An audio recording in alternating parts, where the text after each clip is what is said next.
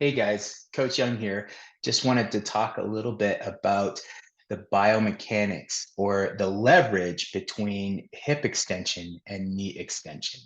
So you'll hear in some textbooks that they'll tell you in order to properly perform a squat, the knees need to be behind the toes. If I was to rewrite that for the author, I would say that you're going to have more strength. You're going to be able to lift more weight the further back your knees are from your toes. If we take a look at um, this particular muscles in motion right here, you're seeing the knee.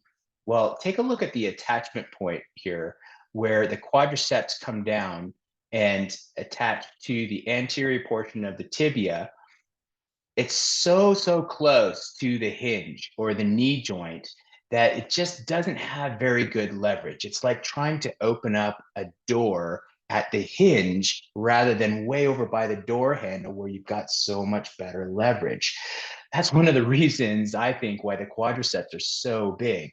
And when I hear a client say, "Oh yeah, my quads get sore when I squat," I immediately think, let's take a look at your body mechanics when doing the squat. If we can push those hips back a little bit further, we're going to activate more glute and your squat will be stronger.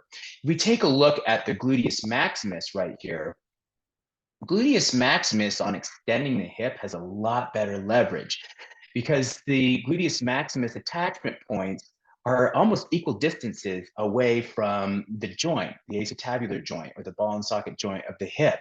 So when we have hip extension with the gluteus maximus, it's a lot more powerful. Take a look. There's a lot more mechanical advantage going on there. Also, one other side note, pay attention to how much the hamstrings get stretched in doing a lift like the straight leg deadlift. That's not because the hamstrings are the prime mover of the lift. No, gluteus maximus is.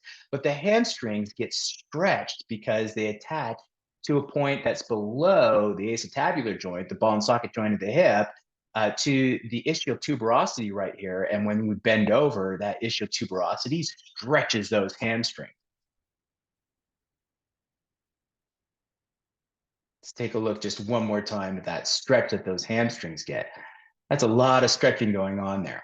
Here's just another picture right here of yours truly doing a squat. On this one right here, I was doing about 315 pounds. If you take a look, my knees are over my toes. Take a look at how much leverage my hips get compared to how much leverage my hips get, and then how much leverage my knees get to extending these two joints right here. If we take a look at this one right here, I've got my hips way further back. My knees are pretty much in line or behind my toes just a little bit right there. And that gives my glutes a lot more leverage advantage to complete this barbell back squat. In this case, with this one right here, I was squatting about 315 pounds, and I actually failed on that particular lift. This one right here is 345 pounds, and I succeeded on that lift.